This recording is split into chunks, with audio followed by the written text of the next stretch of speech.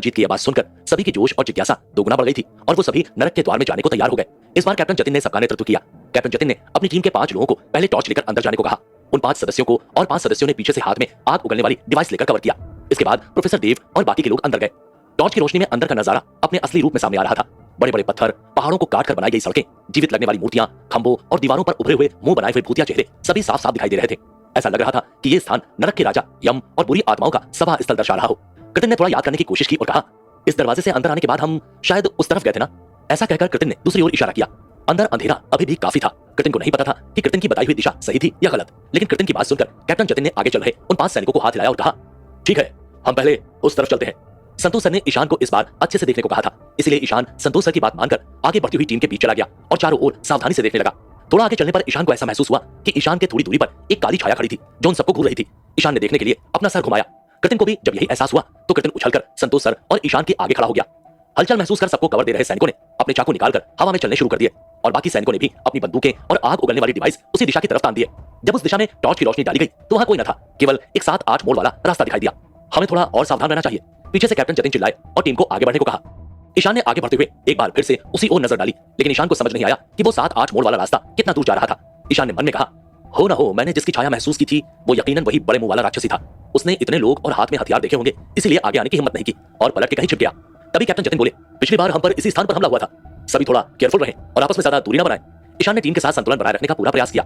थोड़ा और आगे आ जाने के बाद ईशान को विश्वास नहीं हुआ कि ईशान पिछली बार अकेला इतना आगे आ गया था। तभी कृतिन ने ईशान का हाथ पकड़ा और कहा, ईशान भाई, आप मेरे साथ साथ चलिए, मुझे कुछ ठीक नहीं लग रहा है। ईशान ने भी अपना सिर हिलाते हुए कहा, हाँ, ये जगह थोड़ी सी अजीब सी तो है। अच्छा कृतिन, अगर मुझे बाद में यहाँ कुछ हो जाए तो तुम संतोष सर का पूरा ध्यान रखना। कृतिन ने थोड़ी तेज आवाज में कहा, आप ऐसा क्यों कह रहे हैं ईशान भाई? आपको कुछ नहीं होगा, मैं आपको और संतोष सर को कुछ होने नहीं दूंगा। उस गुफा के अंदर न जाने कितने रास्ते और कितने मोड़ थे। ये रास्ता था या भूल भुलैया, सभी हैरान थे। रास्तों के बीच बने हुए पत्थर के खंभे और खंभों के ऊपर भूतिया चेहरों के नीचे झांकती हुई मूर्तियां, ये मंजर बहुत ही डरावना था। तभी अचानक भीड़ में से किसी की आवाज आई, ये क्या है? सभी लोग उस आवाज की तरफ मुड़े। टॉर्च की रोशनी में पाया कि उस आदमी के पैरों में एक खराब चमकने वाली छड़ी पड़ी हुई थी।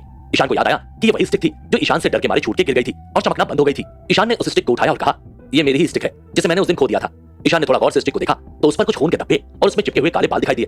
अब ईशान को अपनी बात पर पूरा यकीन हो गया, इसीलिए ईशान एक बार फिर बोला, हाँ, ये मेरी ही स्टिक है, मैंने उसे इस दिन अपनी पीठ पर लिया हुआ था और जब उस राक्षस ने मुझ पर हमला किया था तो इसी का इस्तेमाल किया गया था। जैसे ही ईशान ये कहकर मुड़ा तो वो बड़ा सा सफेद चेहरा ईशान की आंखों के बिल्कुल सामने था। ईशान बुरी तरह से डर गया और लड़खड़ाकर पीछे हो गया। जैसे ही ईशान पीछे की ओर गिरने को हुआ, संतोष सर ने आगे बढ़कर ईशान को गले लगा दिया। कृतिन हवा की गति से दौड़ा और चाकू का इतना तीव्र वार किया कि कैप्टन जतिन को गोली चलाने का मौका ही नहीं मिला। कृतिन संभलना, ईशान जोर से चिल्लाया। ईशान को यह डर था कि कैप्टन जतिन की टीम ने भी उसी तरह बंदूकें तान रखी थी, तो अगर गलती से गोली चल गई तो कहीं कृतिन को ना लग जाए। कृतिन तेजी से उस बड़े चेहरे वाले राक्षस की ओर बढ़ा, लेकिन वो बड़े चेहरे वाला राक्षस और तेजी से आगे बढ़ा और कुछ ही मिनटों में चकमा देकर भाग गया। टॉर्च की रोशनी से भी देखने के बावजूद वहां अब किसी राक्षस की छाया नहीं थी। प्रोफेसर देव ने पूछा, क्या तुमने इसे ध्यान से देखा? क्या वाकई ये मेंटल था? कृतिन ने अपना सर खुजाया और चकित सा चेहरा बनाया।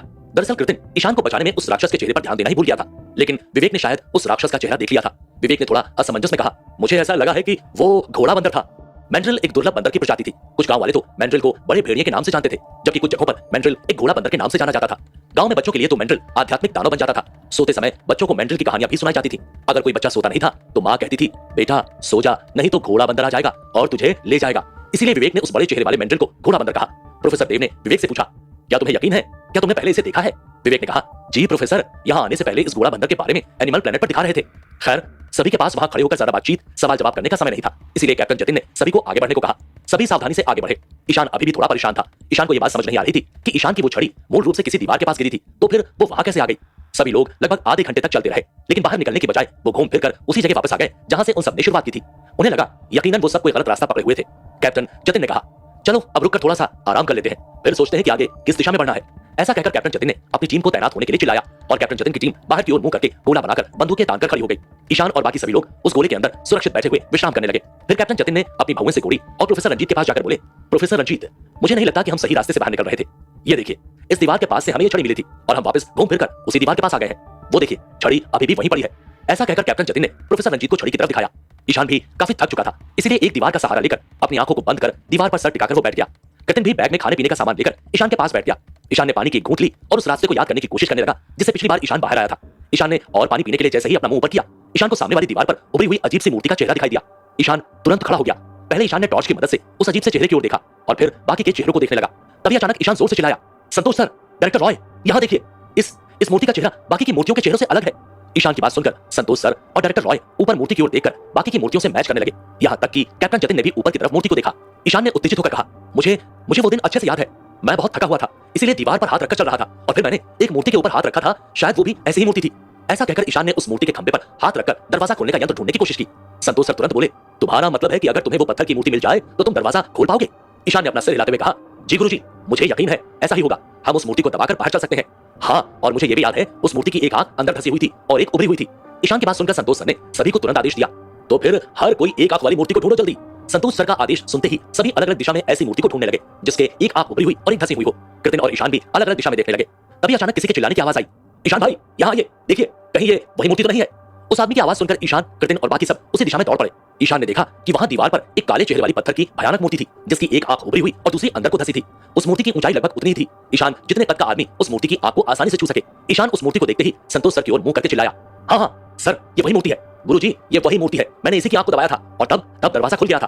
ध्यान से देखिए इसे। क्या इसे देखकर आपको रतनाम काका के घर से मिली मूर्ति की याद नहीं आती? वही चेहरा, वही आंखें, बस एक आंख धसी हुई है। संतोष सर उस मूर्ति को ध्यान से देखने के लिए आगे बढ़े। तभी प्रोफेसर देव सभी से बोले, यदि भविष्य में आप में से किसी को भी ऐसी उभरी हुई आंखों वाली मूर्ति मिले तो बिना संकोच किए उसकी आंखें दबा देना। यह तंत्र वाकई में बहुत सरल है, लेकिन मुझे नहीं पता कि इसे दबाकर हमें कोई रास्ता मिलेगा या एक डेड एंड। ईशान ने कुछ विचार किया और कहा, चलो ऐसा करते हैं, मैं उस समय को याद करता हुआ दीवार को महसूस करता हुआ आगे चलूंगा और ये देखने की कोशिश करूंगा कि हम यहाँ से बाहर निकल सकते हैं या नहीं। ईशान की बात सुनकर डायरेक्टर रॉय मुस्कुराए और बोले, ईशान, मुझे बहुत खुशी हो रही है कि ऐसे समय में भी आप जैसे नौजवानों का दिमाग सही से काम कर रहा है। Very good, that's very good. हाँ तो मेरे दोस्तों, क्या ईशान को बाहर निकलने का रास्ता मिल पाएगा? क्या ईशान सभी को सही सलामत बाहर लाने में सफल हो पाएगा? क्या आगे चलकर ईशान ने अपने लिए कोई खतरे को बुलावा तो नहीं दे दिया था? क्या वो मेंटल फिर से ईशान पर हमला करेगा? क्या लगता है आप लोगों को, क्या होंगे इन सभी सवालों के जवाब? जी हाँ, कमेंट बॉक्स में कमेंट करके जरूर बताइए और सभी सवालों के जवाबों को जानने के लिए सुनते रहिए दोबारा अ टेल ऑफ आफ्टर लाइफ, सिर्फ पॉकेट एफएम। अभी तक हमने सुना कि गांव में मेंटल को एक स्पिरिचुअल गुफा में गया जहां ईशान सबका नेतृत्व कर रहा हुआ दरवाजा खोलने का सुराग मिला तो सभी उसी ओर देखने गए और वहीं कोई यंत्र ढूंढने लगे जिससे रास्ता मिल जाए। अब आगे ईशान ने एक गहरी लंबी सांस ली और दीवार का सहारा लेते हुए आगे बढ़ना शुरू किया। आगे का रास्ता समतल ना होकर घुमावदार था। ईशान ने देखा कि आगे पीछे और साइड में बहुत सारी डिवाइडेड रोड थी। ईशान आगे बढ़ता जा रहा था। जतिन की टीम ने ईशान को चारों तरफ से घेरा हुआ था ताकि ईशान को कोई नुकसान ना पहुंचे। ईशान को नहीं पता कि वो कितनी देर से चल रहा था और गुफा के अंदर कहां पर था। अब ईशान को ऐसा महसूस हो रहा था कि ये गलत रास्ता था और सब लोग रास्ता भटक गए थे। तभी ईशान को विपरीत दिशा की तरफ से कुछ छेद दिखाई दिए। अचानक ईशान को पिछली रात का समय याद आने लगा और ईशान सर से लेकर पांव तक डर से कांप गया था। दरअसल ईशान जब रात को भाग रहा था तो ईशान नहीं जानता था कि ईशान कहां था। तब ईशान सिर्फ भाग रहा था। आज जब ईशान वहीं वापस जा रहा था तो दिन के उजाले और टॉर्च की रोशनी में देख पा रहा था कि किस्मत ने उसका रात में कितना साथ दिया था, क्योंकि बीच में सड़क बहुत सकरी थी और ऊपर और नीचे गहरी धारा में चाकू की धार की तरह प्रतीत हो रही थी। सड़क पर कोई रेलिंग नहीं थी और सड़क के नीचे एक गहरी खाली जगह थी। रात के समय गुफा में गुप्त अंधेरा था और घबराकर बाहर भागने के चक्कर में ईशान नीचे गिर भी सकता था, लेकिन ईशान गिरा नहीं, जो एक चमत्कार से कम नहीं था।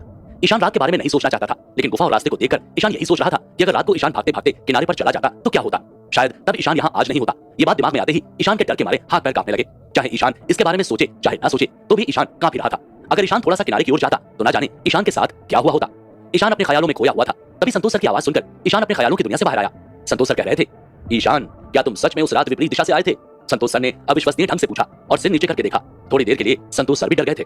गुरुजी, मेरे पैर कांप रहे हैं ये सोचकर कि रात को इतना अंधेरा था और मुझे पता ही नहीं चला कि यहाँ कोई खाई भी थी, ईशान ने कहा और 2 कदम पीछे हट गया। उसके बाद जमीन पर बैठकर बोला, पहले मैं थोड़ा सा स्थिर हो जाऊं फिर आगे बढ़ूंगा। ईशान बैठ गया था। कृतिन ईशान को देखने के लिए दौड़ा, लेकिन कृतिन को भी अपनी खोपड़ी में झुंझुनाहट महसूस हो रही थी। कृतिन वास्तव में नहीं जानता था कि ईशान रात को यहाँ कैसे आया था। कृतिन ईशान के पास गया और बैठ गया और बोला, ईशान भाई, अब मैं देख सकता हूँ कि मेरे गुरु ने जो कहा था वो बिल्कुल सही था। तुम्हारे गुरु ने क्या कहा था यतिन? ईशान एक पल के लिए स्तब्ध रह गया था। कृतिन बोला, गुरुजी ने कहा था कि आप महान भाग्य और मजबूत किस्मत वाले व्यक्ति हैं। हाँ। ईशान के विचार अंततः थोड़ा वापस आए और उसे गोरखनाथ के शब्द याद आए और ईशान बोला, कृतिन, तुम्हारे गुरु के पास वाकई दिव्य दृष्टि है। ईशान का डर थोड़ा सा गायब हो गया था। कृतिन ने कुछ देर सोचा और कहा, मेरे गुरु बहुत कुछ जानते थे, लेकिन मैं बहुत मूर्ख था और मैंने ज्यादा कुछ सीखा ही नहीं उनसे। गुरुजी आमतौर पर लोगों के चेहरे को आसानी से नहीं देखते और अगर गुरुजी कुछ देखते हैं तो कहते नहीं। ईशान ने अपना सिर हिलाया। हालांकि अभी भी ईशान नहीं समझ सका था कि गुरु गोरखनाथ ने ये शब्द क्यों कहे थे। ईशान लंबे समय तक सोचता रहा था, लेकिन ईशान को जवाब नहीं मिल पाया था। कृतिन बोला, यदि गुरुजी जैसे विद्वान के पास कुछ वास्तविक कौशल नहीं होता तो उन्होंने मेरे जैसे मजबूत विचारों वाले विद्यार्थी को शिक्षा ही नहीं दी होती। जब ईशान और कृतिन बात कर रहे थे और ईशान अपनी हिम्मत को वापस लाने की कोशिश कर रहा था, तब कैप्टन जतिन यमदूत की मूर्ति के पास अवलोकन कर रहे थे।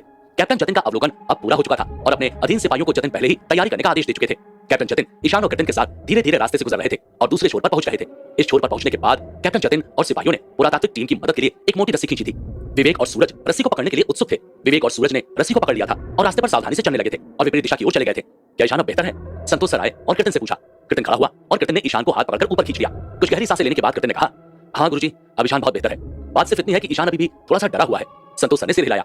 अच्छा, मुझे जानकर अच्छा लगा कि तुम्हें डर भी लगता है। वैसे अज्ञात से भयभीत रहने में ही भलाई है, क्योंकि तुम नहीं जानते वो तुम्हारा नुकसान करेगा या भला, और भविष्य में तुम्हारे सामने जो भी हो जल्दबाजी ना करना।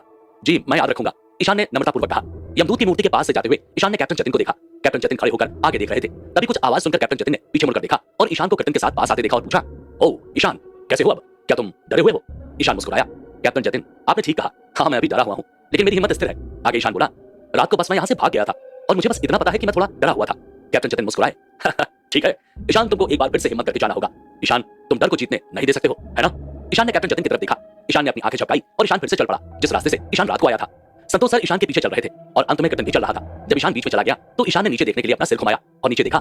ईशान ने डर के कारण अपनी आंखें बंद कर ली थी और फिर एक सांस छोड़ी और आगे चलना जारी रखा। कैप्टन विक्रांत और कैप्टन जतिन अपने साथ जो सर्च लाइट लाए थे, अब धीरे धीरे उसकी बैटरी खत्म होने के कारण वो सर्च लाइट बंद हो रही थी। इसीलिए कुछ सिपाही गुफा के दरवाजे पर बैठकर टॉर्च की रोशनी बढ़ाने के लिए बैटरी टॉर्च में डालने लगे थे। एक बार जब टॉर्च में बैटरी बढ़ गई तब सभी लोग आगे गुफा के द्वार की तरफ बढ़े। गुफा की शुरुआत का रास्ता शुरू में कुछ ज्यादा खास नहीं था, लेकिन थोड़ी दूर जाने पर ईशान, कृतिन, संतोष सर, कैप्टन जतिन और ईशान के साथ आए बाकी लोग अचानक चौंक गए थे, क्योंकि सामने का दृश्य अविश्वसनीय था। सामने एक और गहरी धारा बह रही थी जिसके बीच में एक मंच था जो 6 बेल पुल से जुड़ा हुआ था और बीच में एक विशाल सुनहरा पिटारा रखा हुआ था जो सर्च लाइट की रोशनी की चमक के कारण और भी ज्यादा चमक रहा था और उस पिटारे की सुनहरी रोशनी चारों तरफ फैल रही थी। हर किसी के लिए इस तरह का दृश्य देखने का ये एक पहला मौका था। संतोष सर और बाकी लोगों ने सिर्फ सुनहरे पिटारे के बारे में सुना था और पिटारे को अपने सामने देख सभी स्तब्ध थे। पहली बार देखने के कारण सभी सम्मोहित थे और बहुत समय तक सभी पिटारे के आकर्षण में डूब रहे थे। काफी टाइम पास होने के बाद सभी की चेतना अचानक वापस लौट आई और सब विस्मय भूत हो गए। प्रोफेसर देव और प्रोफेसर रंजीत बहुत ही उत्साहित थे और तेजी से बेलपुल की ओर चल दिए। अचानक कर्टन चिल्लाया, उन पर मत जाओ। कैप्टन जतिन और बाकी लोगों ने बहुत तेजी से प्रतिक्रिया व्यक्त की और कर्टन के शब्द सुनते ही कैप्टन जतिन के साथ सिपाहियों की बंदूकें ऊपर उठ गई। विपरीत दिशा में कई मैंडल्स विभिन्न छिद्रों से बाहर आ रहे थे। सभी को गुस्से से देखते हुए बेलपुल पर मैंडल्स ने कदम रखा और कैप्टन जतिन की ओर आने की कोशिश की। सब तैयार हो जाओ, कैप्टन जतिन चिल्लाए। ईशान ने संतोष सर और डायरेक्टर रॉय को पीछे खींच लिया। विवेक और सूरज ने प्रोफेसर देव और प्रोफेसर रंजीत को भी पीछे खींच लिया। वो मैंडल्स शांत खड़े थे और सभी को अपनी आंखों से देख रहे थे। जब मैंडल्स पर सर्च लाइट डाली गई तो सर्च लाइट के नीचे उनकी नाक का खून से सना धब्बा और भी अधिक चमकदार लाल हो गया था। कुछ मैंडल्स ऐसे भी थे जो वास्तव में धीरे धीरे एक एक कदम रखते हुए बहुत ही धीमी गति से आगे बढ़ रहे थे। ईशान की पलकें झपकी और उसकी आंखें तेजी से उस विशाल मैंडल को खोजने लगी थी जो ईशान को रात को मिला था। हालांकि मौजूदा मैंडल्स में कोई भी वो नहीं लग रहा था जिससे ईशान ने रात में मुलाकात की थी। कर्टन ने पहले से ही अपने सामने कांटे बिछाए हुए थे और कांटे इस वक्त पीछे खड़े ईशान, संतोष सर और डायरेक्टर रॉय की रक्षा कर रहे थे। ईशान ने भी कैप्टन जतिन द्वारा दिया गया मिलिट्री नाइफ निकाला और आगे बढ़कर कर्टन के साथ खड़ा हो गया। कैप्टन जतिन ने धीमी आवाज में कहा, प्रोफेसर देव, पहले रास्ते से बाहर की ओर हटो। आप एक और कदम में बाहर जा सकते हैं और इन मैंडल्स को दिखे बिना गहरी धारा के दूसरी तरफ लौट सकते हैं, समझे? हालांकि विपरीत दिशा में मैंडल भी आगे बढ़ रहे थे। मैंडल बेलपुल पर कूद गए और धीरे धीरे आगे बढ़े। हालांकि मैंडल की गति अभी भी बहुत धीमी थी। कोई नहीं जानता था कि अगले सेकंड क्या होने वाला था। क्या मैंडल तेजी से आगे बढ़ेंगे या फिर चारों तरफ से घेर कर अटैक करेंगे? कैप्टन जतिन के आदमी पहले से ही सबके सामने थे और अपने फ्लेम थ्रोअर को सामने की ओर लक्ष्य करके खड़े थे। ईशान ने उन पर नजर डाली। ईशान को केवल आग फेंकने वाली तोप का पिछला भाग दिखा जिस पर पीछे एक ट्रिगर था जो पीछे एक छोटे बैरल से जुड़ा था। संभवतः जब ट्रिगर खींचा जाएगा सिलेंडर के सामने से गर्म लपटें निकलती रहेंगी। ईशान के मन में तमाम तरह के विचार उथल पुथल में तैर रहे थे, लेकिन अवचेतन रूप से संतोष सर की रक्षा करने के लिए ईशान ने पीछे की ओर हटना जारी रखा हुआ था। जैसे ही संतोष सर और डायरेक्टर रॉय गुफा से बाहर निकले और तेजी से रास्ते पर चले, प्रोफेसर देव और प्रोफेसर रंजीत ने अपनी गति तेज कर दी थी। विपरीत दिशा में मैंडल लगभग उसी समय आगे बढ़ने लगे जैसे कि स्टार्ट बटन दबाया गया हो। सौभाग्य से ईशान के सामने केवल एक बेलपुल था और कैप्टन जतिन जोर से चिल्लाए, आग! आग की कई लपटें निकलने लगी थी और ब्रिज में प्रवेश कर गई थी, लेकिन इसके बाद भी पीछे वाले मैंडल को नहीं रोक पा रही थी और ये देखकर मैंडल एक के बाद एक आगे बढ़ने लगे थे और आग की लपटें उनकी जान लेने लगी थी। आग की लपटें भी मैंडल के हमलों को रोक नहीं सकी थी और न ही मैंडल आग के हमले को रोक पाए थे। वाह, वापस चलो, वापस चलो! कैप्टन जतिन ने जवाबी हमला करते हुए चिल्लाया। प्रोफेसर देव और प्रोफेसर रंजीत सबसे ज्यादा खतरे में थे, लेकिन विवेक और सूरज के द्वारा संरक्षित होते हुए खतरे से बाहर निकल रहे थे और अंततः प्रोफेसर देव और रंजीत ने रास्ता पार कर लिया था। कैप्टन जतिन और अन्य लोग भी गुफा के प्रवेश द्वार के बाहर निकलते हुए धीरे धीरे पीछे हट रहे थे। लगातार फायर करने से धीरे धीरे मैंडल की लाशों का ढेर हो गया था। इसी समय एक तेज चीख सुनाई दी और सभी जीवित मैंडल एक पल में गायब हो गए। हाँ तो मेरे दोस्तों, आखिर गुरु गोरखनाथ ने क्यों कहा कि ईशान एक शानदार किस्मत का मालिक है? आखिर गुरु गोरखनाथ ने क्या देखा था ईशान के चेहरे पर जो अब एक राज है? क्या ये मैंडल सुनहरे पिटारे के रक्षक हैं